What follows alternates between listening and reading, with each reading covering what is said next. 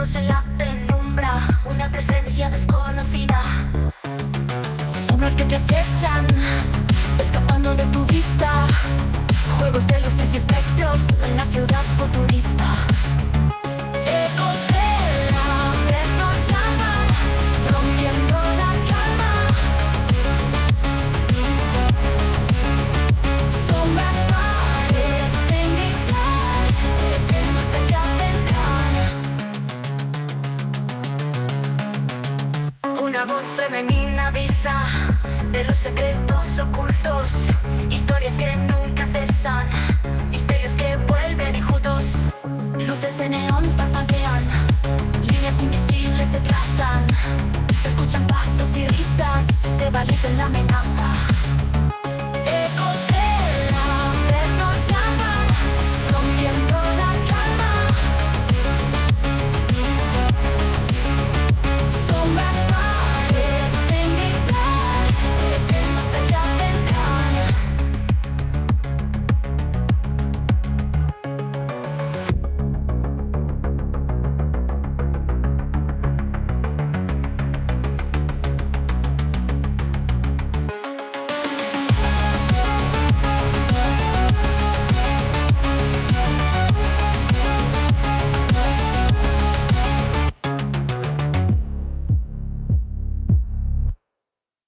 Bienvenidos, queridos amigos del misterio, a un nuevo podcast de Ecos del Averno, el lugar donde lo inexplicable y lo terrorífico cobran vida.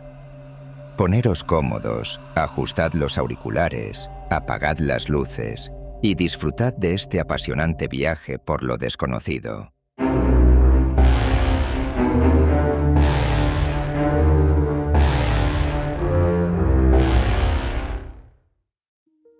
¿Estáis realmente preparados? Porque una vez más, las pesadas puertas de Ecos del Averno se han abierto para vosotros. Os invitamos, si os atrevéis, a cruzar este umbral. Un umbral que separa lo cotidiano de lo insólito, lo comprensible de lo que hiela la sangre. Aquí os aguardan historias verídicas, meticulosamente documentadas, pero tan extrañas, tan al límite de lo concebible, que la razón se revela y la ficción parece palidecer. Esta noche nuestro viaje será vertiginoso. Nos sumergiremos en las gélidas profundidades del Océano Pacífico, donde un hallazgo imposible desafió la ciencia. También ascenderemos a los desolados páramos suecos para golpear los nudillos en los portones de una rectoría poseída por ecos del pasado. Desenterraremos los crímenes más oscuros de nuestra propia historia, manchada por la guerra y la barbarie. Y finalmente, si aún os queda aliento, os llevaremos a los acantilados de Irlanda, a una mansión donde, según cuentan las crónicas y los temblores de sus muros, se selló un pacto con el mismísimo príncipe de las tinieblas.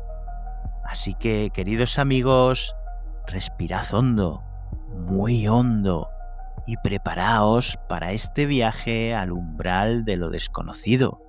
Arrancamos, Ecos del Averno. Bienvenidos.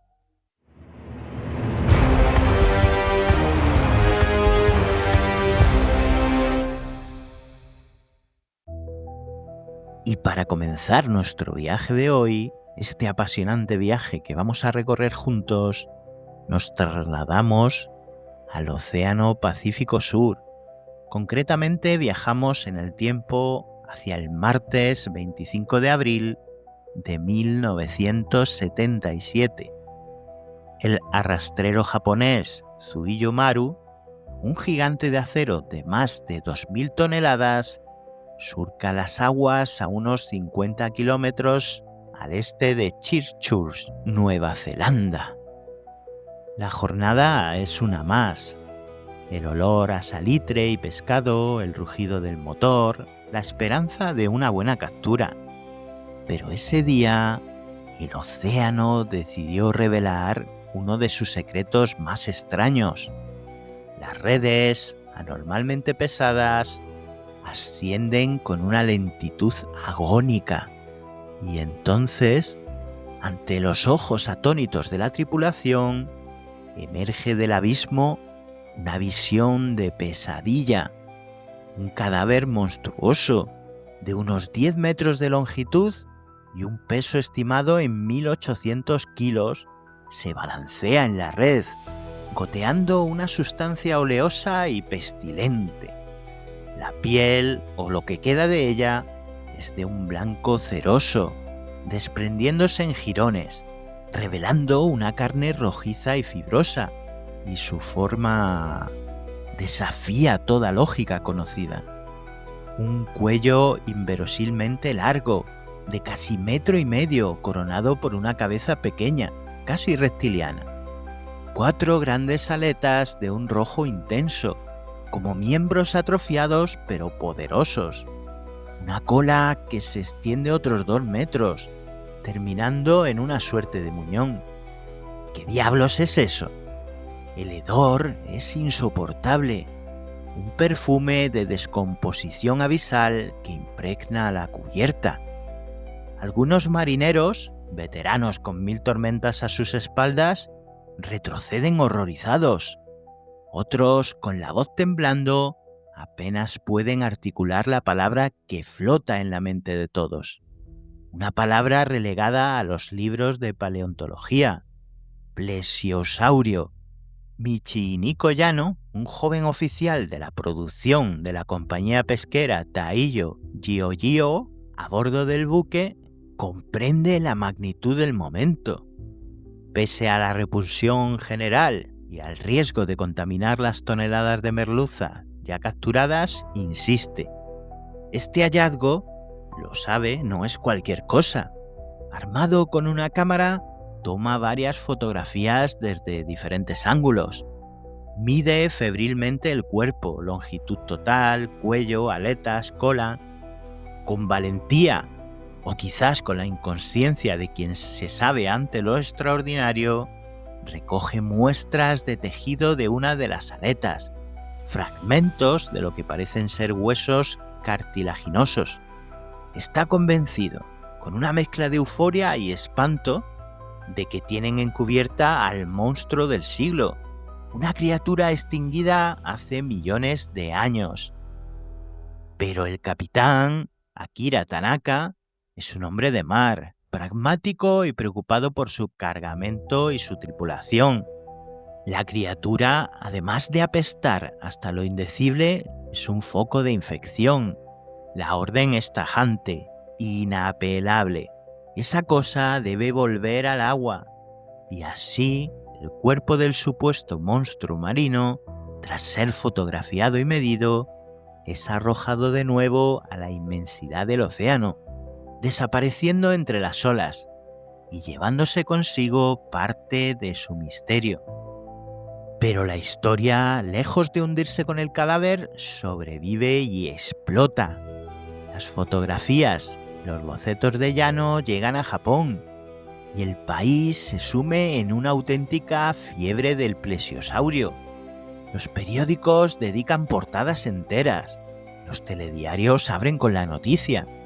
Científicos de renombre como el profesor Yoshinori Imaizumi, director de investigación animal del Museo Nacional de Ciencias de Tokio, declaran que no es un pez ni una ballena ni ningún otro mamífero conocido. Se especula, se debate, se exige una nueva expedición para recuperar ese cuerpo. ¿Es posible que un dinosaurio marino haya sobrevivido en las profundidades ignotas? La ciencia, sin embargo, es paciente y a veces cruel con las ilusiones. Las muestras recogidas por Yano son sometidas a rigurosos análisis bioquímicos. Se estudian los aminoácidos, la composición de las fibras cartilaginosas y la conclusión, aunque decepcionante para los soñadores, es irrefutable. No se trata de un reptil prehistórico, sino de los restos en avanzado estado de descomposición de un tiburón peregrino. Estos gigantescos escualos, los segundos peces más grandes del mundo, poseen un esqueleto cartilaginoso. Cuando mueren, su enorme mandíbula inferior, las branquias y las aletas dorsal y caudal son las primeras partes en desprenderse y desintegrarse por la acción de las bacterias y los carroñeros marinos. Lo que queda es un tronco con una columna vertebral que, al perder soporte, parece un cuello desproporcionado y una cabeza pequeña. La forma resultante es engañosamente similar a la de un plesiosaurio.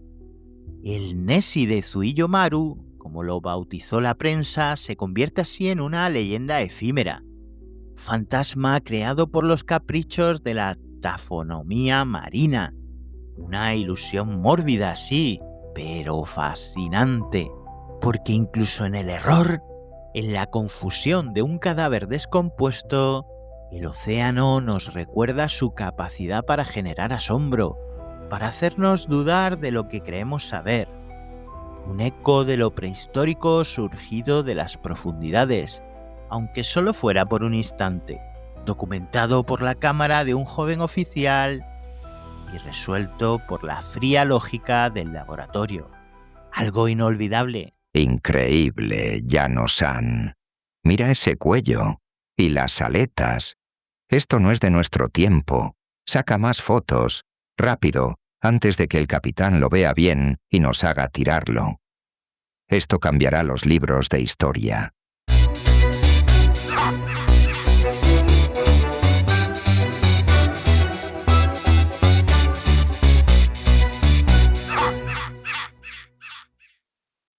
Y dejamos las aguas del Pacífico para adentrarnos ahora en la quietud gélida del norte de Suecia, en la remota parroquia de Jämtland, un lugar de bosques profundos y nieve casi perpetua. Allí, aislada y vigilante, se alza desde 1876 una casa de madera de apariencia austera, casi inofensiva. La rectoría de Borvatnet.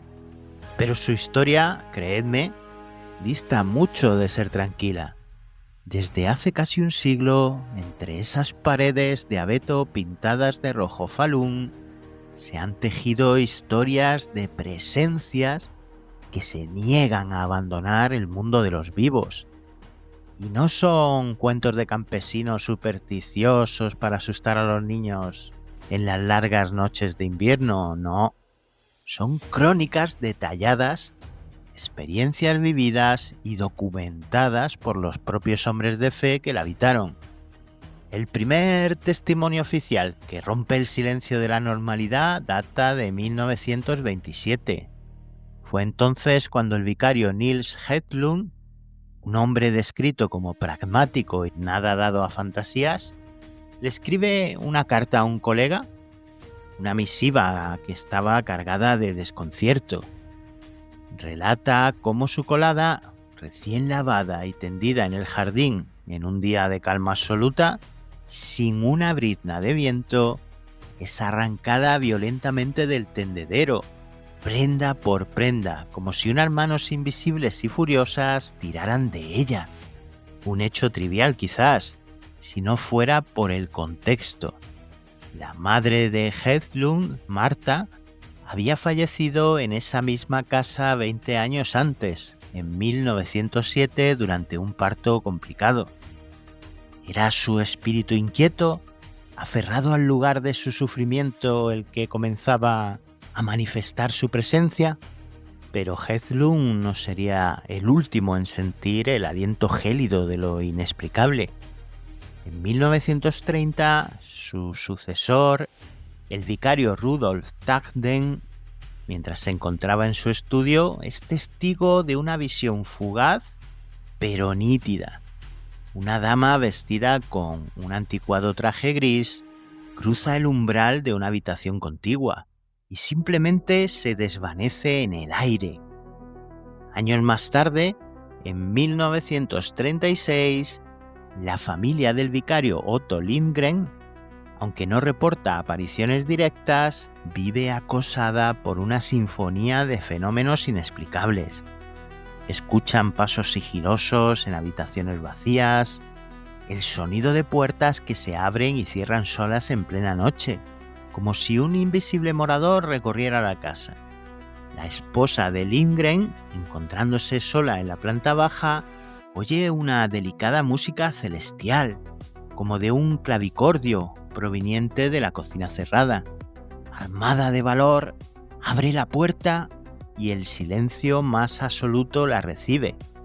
La música, sin embargo, reanuda sus etéreas notas más tarde, cuando su marido ya ha regresado, escuchándola ambos con creciente pavor.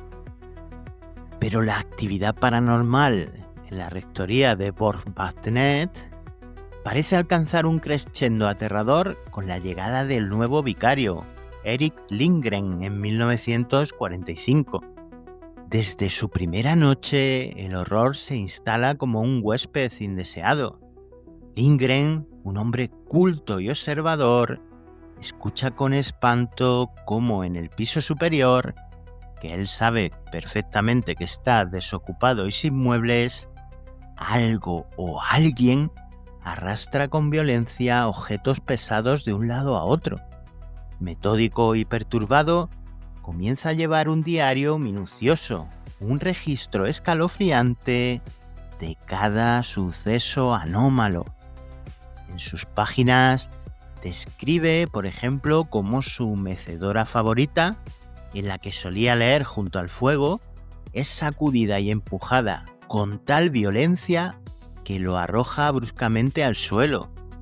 Al intentar volver a sentarse, una fuerza invisible, helada y poderosa, lo atraviesa, haciendo que sus piernas tiemblen de forma incontrolable. En otra ocasión, relata la visión de 3 damas espectrales, sentadas en silencio en una de las habitaciones. Una de ellas va vestida de luto riguroso, otra aparece con un traje de color púrpura y una tercera la ya conocida figura de gris. Las 3 lo observan con una tristeza infinita. Sus formas son tan etéreas que Lindgren afirma poder ver a través de ellas. La terrorífica experiencia del vicario Lindgren es tal que el caso salta a la prensa nacional sueca en 1947, cuando él, buscando consejo o quizá también consuelo, comparte sus vivencias en una reunión eclesiástica y un avispado periodista lo escucha. La rectoría de Borgvatnet se gana el título de la casa más embrujada de Suecia. El impacto es tal que el propio obispo de la diócesis, Gunnar Bolling, llega a reconocer públicamente la necesidad de una investigación científica formal para esclarecer estos fenómenos. A día de hoy, la rectoría ya no alberga a hombres de Dios, sino a buscadores de emociones fuertes. Se ha convertido en un pequeño hotel, una especie de casa rural del terror, donde los huéspedes pagan por la posibilidad de experimentar el miedo en carne propia. Muchos no aguantan una noche entera, especialmente la tristemente célebre Habitación Rosa.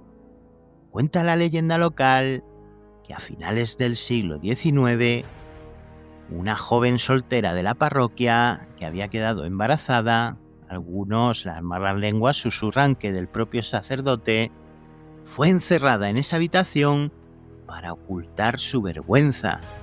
Allí dio a luz y se dice que el bebé, fruto prohibido, fue asesinado nada más nacer y enterrado clandestinamente en el jardín, justo al lado norte de la casa, bajo la ventana de esa misma habitación.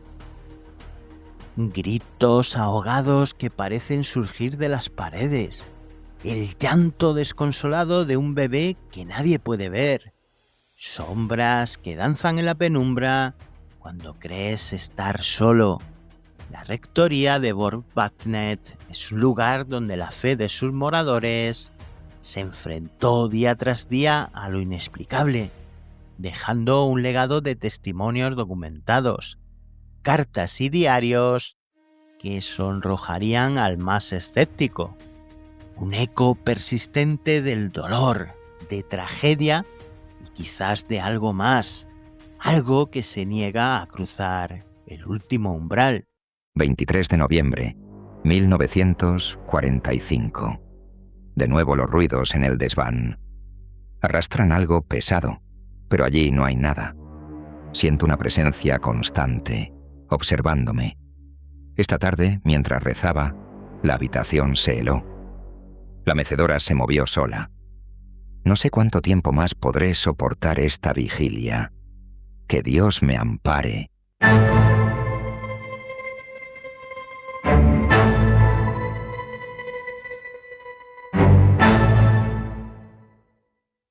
Y ahora viajamos hacia nuestra propia tierra, a un capítulo teñido de sangre y silencios de la Guerra Civil Española. Nos situamos en abril de 1938. La contienda desangra España y la retaguardia republicana en Cataluña vive momentos de tensión extrema, paranoia y represión. En la costa del Garraf, entre los municipios de Sitges y Castelldefels, la abrupta belleza de los acantilados y las pequeñas calas está a punto de convertirse en el escenario de un crimen atroz. El 6 de abril, una pareja de carabineros de la República, durante su ronda de vigilancia costera, descubre algo que les hiela la sangre. Cerca del puente de Valbona, un antiguo viaducto sobre una riera seca, encuentran inquietantes manchas de sangre. Siguiendo el rastro macabro que serpentea hacia la playa de Castelldefels, sus ojos se topan con varios montículos de arena removida, como si la tierra hubiera sido recientemente alterada. Los carabineros, curtidos por los horrores de la guerra, saben perfectamente lo que eso suele significar. Con el corazón en un puño, comienzan a excavar con sus propias manos. Lo que emerge es una visión dantesca. El primer cuerpo es el de un hombre joven, con el pecho brutalmente destrozado por múltiples impactos de bala. Pero no es el único. Pronto descubren otro, y otro, y otro más. La playa, bajo su manto de arena dorada, es una fosa común clandestina. El sargento Jesús Campo, jefe accidental del puesto, es alertado de inmediato y, comprendiendo la gravedad del hallazgo, se hace cargo de asegurar la zona y notificar al juez popular de Sitges, Josep Serra Vivó. Durante los siguientes días, bajo la atenta mirada del juez Serra Vivó y con la ayuda de otros carabineros, se desentierran un total de nada más y nada menos que 119 cadáveres, todos hombres, la mayoría jóvenes. Las autopsias, realizadas en el depósito del cementerio de Sitges por el médico forense Joan Ramon Benaprés Palet, con la ayuda de Rafael Pedrol y Milá, revelan una crueldad metódica. Todos murieron por disparos de arma de fuego, muchos de ellos ejecutados con el tiro de gracia en la nuca. A pesar del intento de despojarlos de identidad, entre sus ropas desgarradas se encuentran pequeños tesoros personales, cartas íntimas, fotografías desvaídas de seres queridos, diarios con últimas anotaciones, algo de dinero. Objeto que, como mudos testigos, permitirán al juez Serra, en una ardua labor de investigación, identificar a casi todas las víctimas. Y poco a poco se van desvelando algunas identidades. Eran comerciantes como Jaime Abril Puig, de 36 años, profesionales como el médico Rafael Degollada Castanis, de 56, o el dentista Carlos Díaz Bonet, de 30. Un arquitecto, Andrés Calzada Echevarría, de 45. Incluso hay militares, como el capitán de carabineros Pascual Ferrando Hernández, de 40. O el teniente de la Guardia Civil, Victoriano Fernández González, también de 40 años. ¿Qué unía a estos hombres de tan diversas procedencias? La investigación judicial y los informes posteriores desvelarían un nexo común. La mayoría eran conocidos por sus simpatías derechistas, vinculados a la Falange o a redes de la llamada Quinta Columna, que operaban en la Barcelona republicana. Y, crucialmente, casi todos habían sido detenidos en los meses previos por el temido SIN, el Servicio de Información Militar de la República, y se encontraban recluidos en el buque prisión Villa de Madrid, anclado en el puerto de Barcelona y bajo el control absoluto del SIN. La autoría de la masacre apunta, pues, de forma inequívoca. Nadie podía entrar o salir del Villa de Madrid sin el conocimiento y la autorización del SIN. El propio consejero de Justicia de la Generalitat de Cataluña, el prestigioso historiador Pere Bosch i Gimpera, acusaría directamente en sus memorias a agentes del SIN de haber fusilado ilegalmente en las playas del Garraf a este grupo de presos. La prueba documental más contundente quizás es una carta recuperada de los archivos, enviada por el mismísimo presidente de la Generalitat, Lluís Companys, al jefe del gobierno de la República, Juan Negrín. En ella, Companys informa a Negrín del hallazgo de los cadáveres. Confirma que se trata de presos sacados del Villa de Madrid, la cárcel bajo el control del SIN, dependiente del gobierno central, y le ruega que sancione estas irregularidades y evite acciones similares en el futuro. Las razones exactas de aquella saca y ejecución extrajudicial en la playa nunca se esclarecieron por completo. ¿Fue una represalia sumaria por los avances de las tropas franquistas en el frente de Aragón, que habían tomado Lérida pocos días antes? ¿O quizá fue un intento desesperado del SIN por eliminar a estos elementos considerados peligrosos ante el temor a un colapso interno o una sublevación en la retaguardia? Pues nunca vamos a tener esas respuestas, me temo. Pero lo que sí es cierto es que los olvidados del Garraf, como se les conocería décadas después, representan una de las muchas atrocidades silenciadas, uno de los incontables crímenes extrajudiciales cometidos en la vorágine de odio y miedo de la guerra civil. Un episodio brutal, documentado gracias a la diligencia de un juez en tiempos de guerra, a los informes de los carabineros que hicieron el hallazgo, a las minuciosas autopsias y a la correspondencia oficial que hoy nos permite rescatar del olvido sus nombres y su trágico final, susurrando un lamento por la justicia que nunca tuvieron. Antonio, ven. Dios santo, mira esto. Aquí hay más. La arena está empapada. Oh, son muchos, Antonio. Han convertido la playa en un matadero.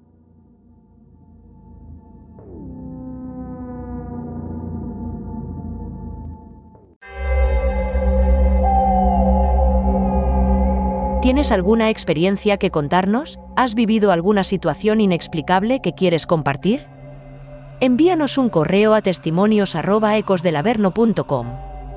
Podrías ser el protagonista de nuestro próximo programa.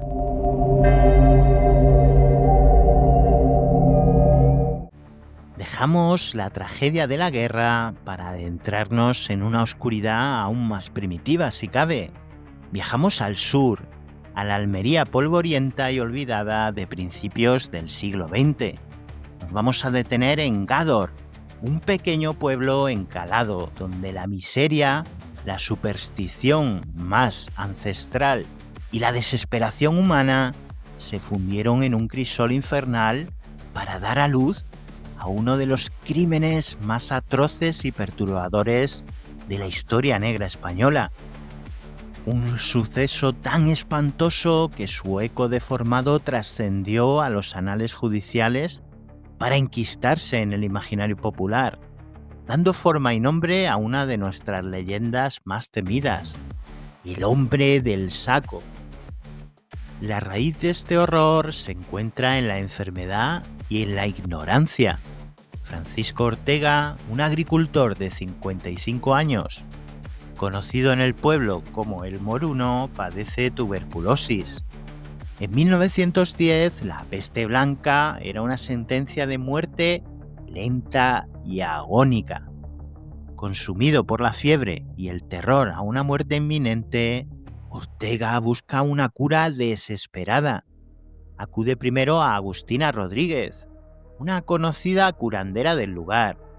Agustina, viendo la gravedad del caso, lo deriva a otro sanador aún más oscuro, Francisco Leona Romero, barbero de oficio, pero con una siniestra reputación y, según se sabría después, con antecedentes criminales. El remedio que Leona le propone a Ortega, a cambio de la considerable suma de 3.000 reales de la época, es una pócima arrancada de las supersticiones más bárbaras, un ritual de sangre que hiela la médula. Para sanar, Ortega debe beber la sangre aún caliente de un niño sano y además untarse en el pecho con sus mantecas, las grasas internas del abdomen, también recién extraídas y tibias. Francisco Ortega, cegado por la desesperación, acepta el pacto macabro. Francisco Leona, el barbero curandero, junto con Julio Hernández, un joven conocido en el pueblo como el Tonto y que era hijo de la otra curandera, Agustina, se ofrecen para conseguir el ingrediente principal. La tarde del 28 de junio de 1910, en el cercano pueblo de Rioja, su infame búsqueda da fruto. Secuestran a Bernardo González Parra, un inocente niño de tan solo 7 años. Lo meten en un saco de arpillera y lo trasladan, aterrado y seguramente drogado con cloroformo, a un cortijo aislado en la zona de Araoz, una propiedad que la propia Agustina Rodríguez había preparado para el horrendo ritual. Allí, en una escena que desafía toda descripción, se perpetra el crimen. Al pequeño Bernardo, aturdido y sacado del saco, le practican un corte en la axila. Mientras el niño se desangra, el moruno bebe su sangre, que Leona le ofrece mezclada con azúcar, para, según dicen, mitigar su sabor. Pero la atrocidad no termina ahí. Llevan al niño ya moribundo, quizás muerto, al paraje conocido como Las Pocicas. Es allí donde Francisco Leona, el instigador, le aplasta el cráneo con una gran roca para asegurar su muerte. Luego, con la frialdad de un carnicero, utiliza una navaja para extraerle la grasa abdominal y el epiplón, que entrega a Ortega para que se los aplique en el pecho, siguiendo la bárbara prescripción. El pequeño cuerpo sin vida de Bernardo es después ocultado de forma somera en una grieta entre las rocas, apenas cubierto con hierbas y algunas piedras, sin recibir sepultura. La codicia, como una serpiente que se muerde la cola, fue la perdición de estos criminales. Al repartir los 3.000 reales pagados por Ortega, Francisco Leona intenta estafar a su cómplice, Julio el Tonto, dándole una parte menor de lo que habían acordado. Julio se siente engañado y quizás atormentado por el horror presenciado, o simplemente por despecho, pero la realidad es que acude a la Guardia Civil de Gádor. Les cuenta una historia calculada. Mientras perseguía unas perdices, dice, tropezó con el cadáver de un niño en Las Pocicas. Los agentes, al mando del cabo José Mañas, se trasladan al lugar indicado y el espanto se confirma. El cuerpo del pequeño Bernardo es hallado en el estado descrito. La conmoción es total. Las sospechas del pueblo recaen inmediatamente sobre Francisco Leona, conocido ya por sus prácticas oscuras y su mala reputación. Detenido, Leona intenta culpar a Julio y Julio a Leona. Finalmente, sometidos a interrogatorio, Ambos confiesan el espantoso crimen en todos sus detalles, implicando también a Agustina Rodríguez y a Francisco Ortega el Moruno, así como a José Hernández, hermano de Julio, quien actuó como correo. El juicio, celebrado en Almería, fue un acontecimiento nacional que sacudió la conciencia de la España de la época. Las sentencias fueron implacables, acordes a la brutalidad del crimen. Francisco Ortega el Moruno, el desesperado enfermo que buscó cura en el horror, y Agustina Rodríguez, la curandera que facilitó el ritual, fueron condenados a muerte y ejecutados mediante garrote vil. Francisco Leona Romero, el barbero, cerebro y ejecutor principal, también recibió la pena capital, pero la muerte lo alcanzó en la cárcel antes de que se cumpliera la sentencia.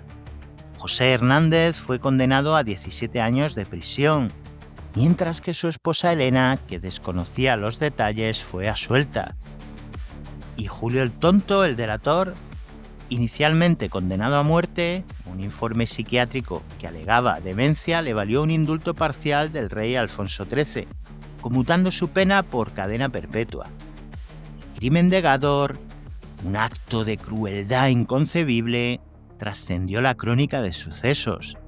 El detalle del niño secuestrado en un saco de arpillera caló tan hondo en el pavor popular que dio origen, o al menos consolidó y dio forma definitiva, a la terrorífica leyenda del hombre del saco, ese ser oscuro y sin rostro con el que se ha asustado a generaciones de niños a lo largo y ancho de España. Un eco macabro, nacido de la sangre inocente de Bernardo, que nos recuerda los abismos de la superstición y cómo el miedo y la desesperación pueden engendrar los monstruos más reales. Moruno, tranquilo, la enfermedad tiene cura, pero el precio es alto. La sangre de un niño, ¿entiendes? Niño joven, que esté sano, bebida al momento, caliente, y sus mantecas bien untadas en el pecho. Yo me encargo del material. Tú solo prepara los reales y prepárate para sanar.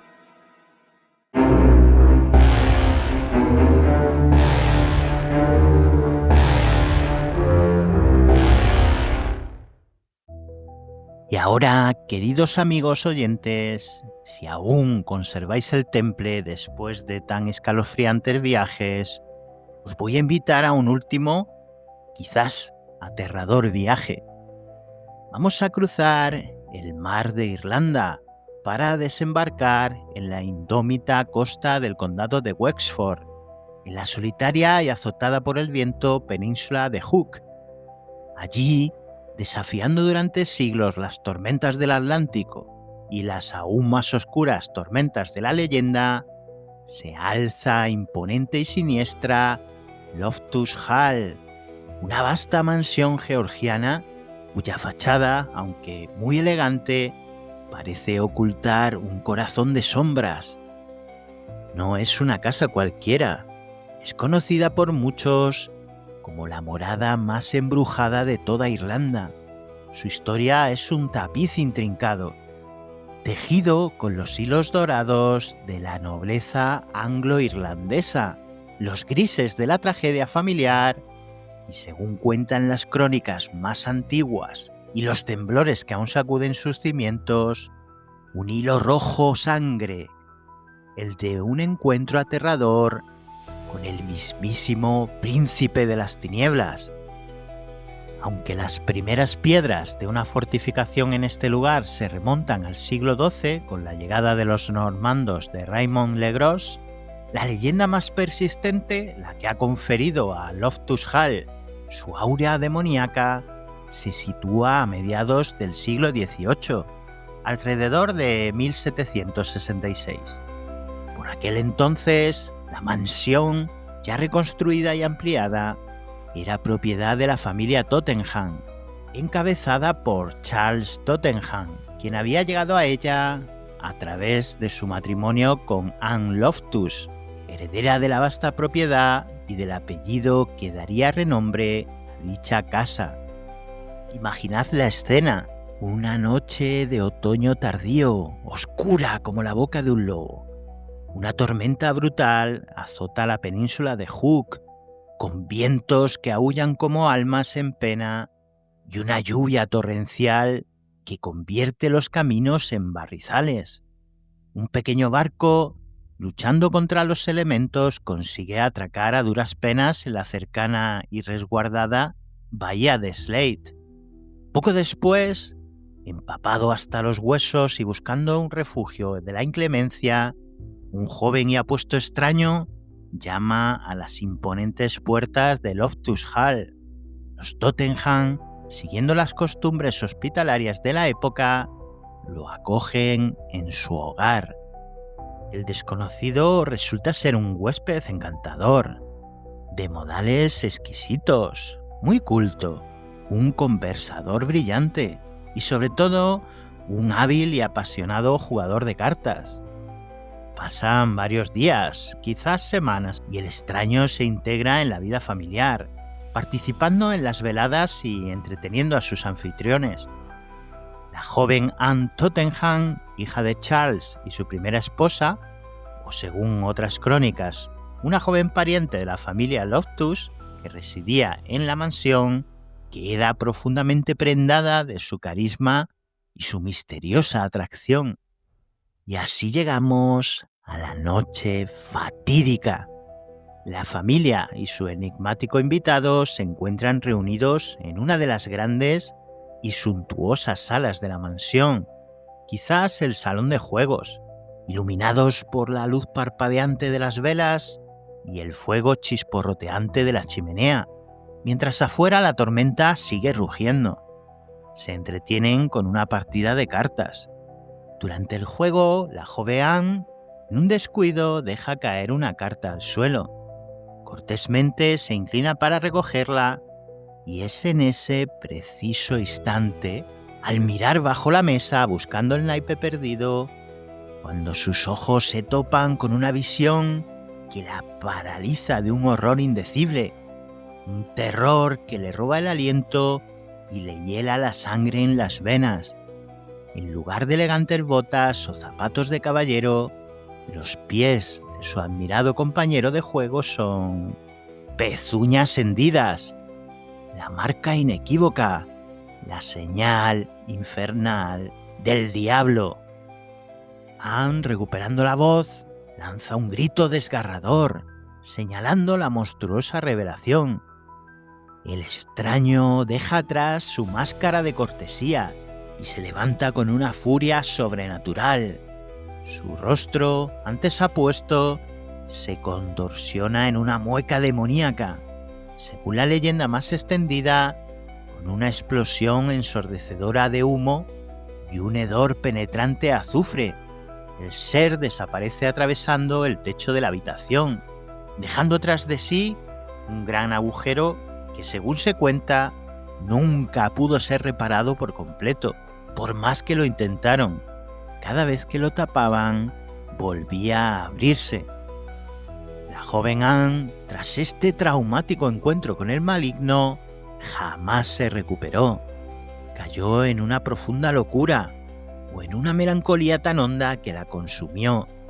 Avergonzada por su estado y por el escándalo que podría suponer para la reputación de la familia, fue encerrada en su habitación favorita, la Tapestry Room, o conocida en español como Sala del Tapiz, donde pasó el resto de sus días en aislamiento, mirando por la ventana hacia el mar tormentoso, esperando quizás el regreso de su demoníaco visitante, o simplemente perdiéndose en los laberintos de su mente rota.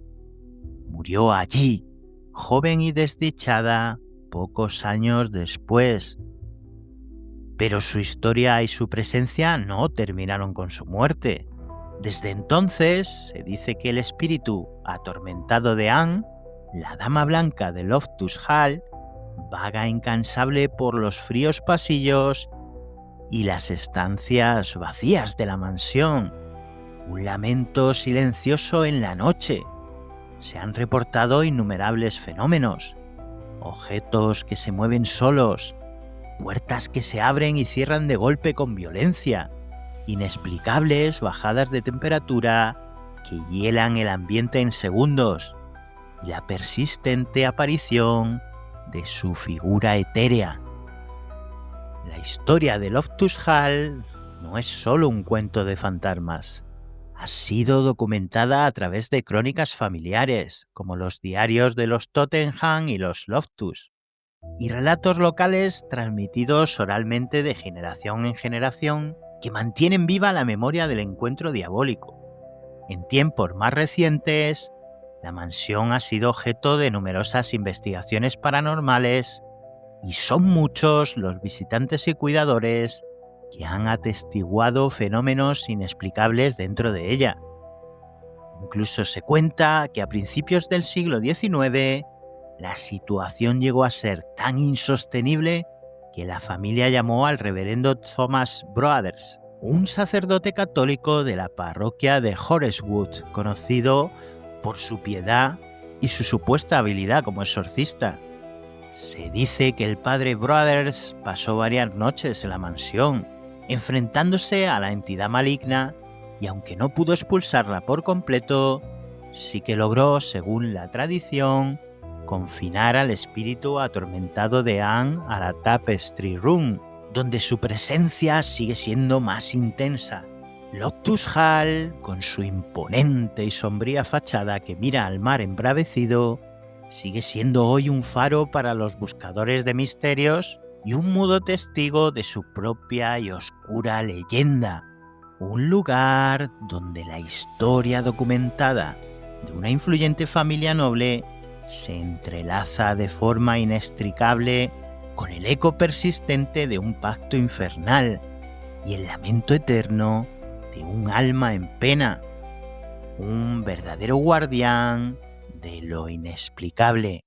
Caballero, su ingenio en el juego es tan notable como su galantería. ¡Oh, cielos! Mi torpeza. Se me ha caído una carta. Permítame. ¡No! ¡No puede ser! Debajo de la mesa, a sus pies. ¡Santos cielos! ¡Una pezuña! ¡Es el demonio!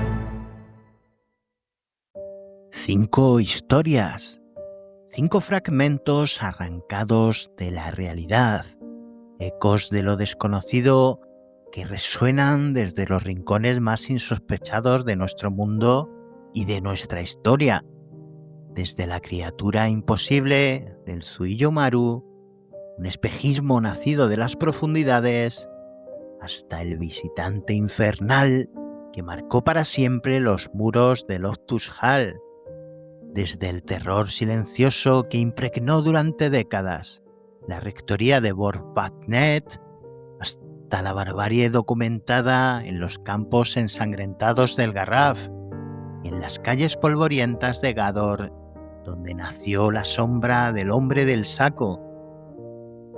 No son cuentos para no dormir, aunque sí que es verdad que quizás alguno os puede robar el sueño.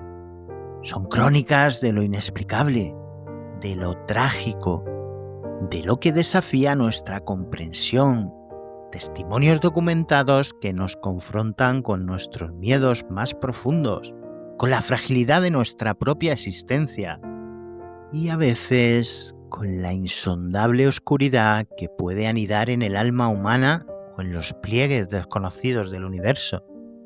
Y sin embargo, al escuchar estos ecos, al enfrentarnos a estas sombras, también descubrimos algo luminoso, la incansable necesidad humana de buscar, de entender, de recordar, la valentía de aquellos que documentaron, que investigaron, que testificaron, la resiliencia de quienes sobrevivieron o de quienes mantienen viva la memoria en este mundo incierto, donde las certezas se desvanecen como la niebla al amanecer.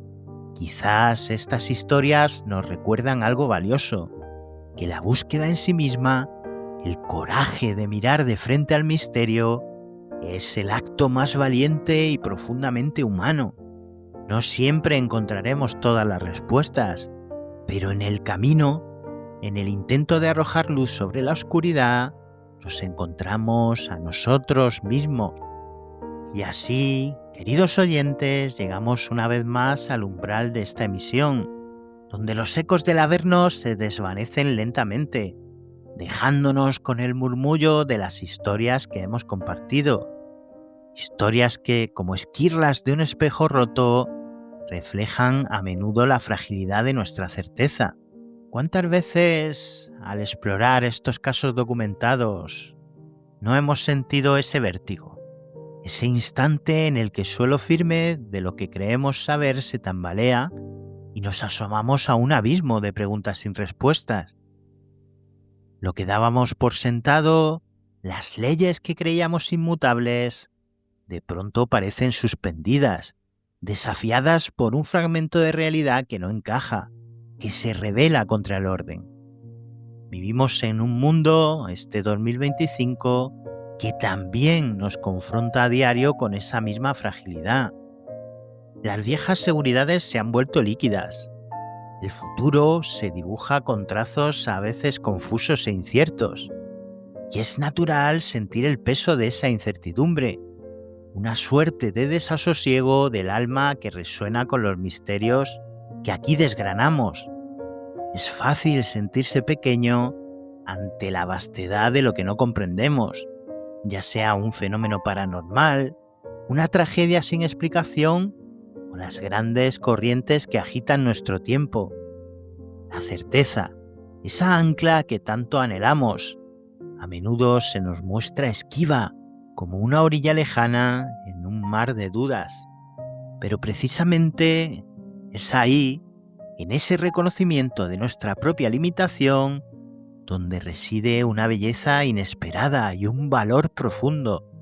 Si la certeza es frágil, entonces la búsqueda se convierte en nuestro acto más humano, más valiente. Cada historia que traemos a Ecos del Averno no es solo un relato de lo extraño, es un testimonio de esa búsqueda incesante.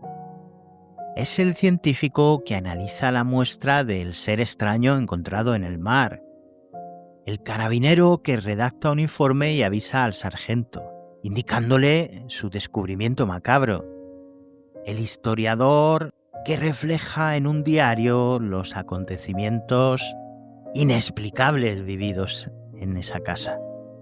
Son personas que, enfrentándose a lo desconocido, eligieron no apartar la mirada, sino observar, registrar, preguntar y documentar.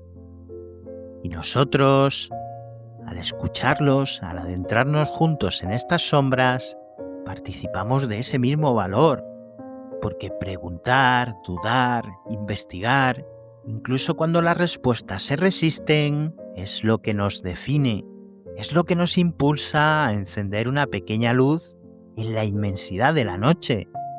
No es la posesión de la verdad absoluta lo que nos engrandece, sino el coraje de perseguir sus destellos, la honestidad de admitir cuando se nos escapa y la perseverancia para seguir adelante. Y aquí, amigos, es donde encontramos ese halo de esperanza, a veces difícil de ver entre tanta sombra. La esperanza no reside en tener un mapa completo del universo y de todos sus misterios. Quizás nunca lo tengamos. La esperanza florece en el corazón mismo de la búsqueda. Reside en la conexión que sentimos al compartir estas preguntas, al saber que no estamos solos en nuestra fascinación o en nuestro temor. Reside en la empatía que nace al escuchar el eco de otras vidas, otras luchas, otros asombros. Reside en la chispa de curiosidad que se niega a extinguirse, esa que nos lleva a aprender, a crecer, a expandir los límites de nuestro entendimiento, aunque sea 1 milímetro cada vez. El valor de la búsqueda no está en la llegada, sino en el camino, en cada paso que damos hacia lo desconocido, armados solo con nuestra mente abierta y nuestro corazón dispuesto, en la aceptación de que hay misterios que quizás nos acompañen siempre, no como una carga, sino como una invitación constante a la humildad y al asombro.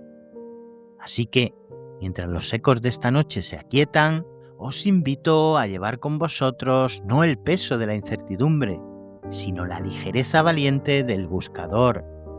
Que la fragilidad de la certeza nos haga más humanos, más compasivos, más unidos, y que el valor de seguir preguntando, de seguir explorando los límites de nuestra realidad, sea la brújula que nos guíe hacia un futuro donde, aunque no todas las sombras se disipen, siempre habrá una luz que perseguir, la luz de nuestra propia e inextinguible humanidad.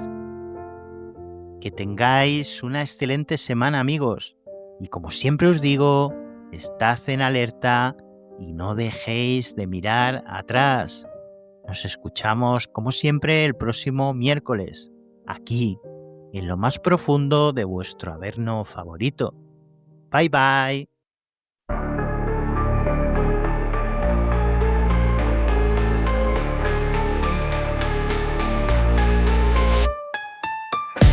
En la noche fría y oscura, donde el miedo cobra vida, susurros en la penumbra, la presencia es conocida.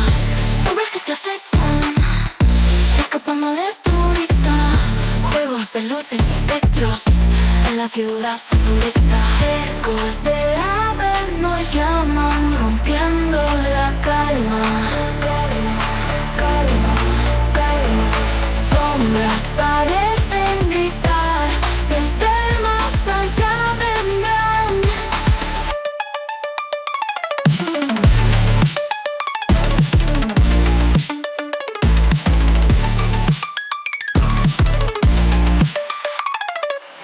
Una voz femenina avisa de los secretos ocultos, historias que nunca cesan, misterios que vuelven ocultos.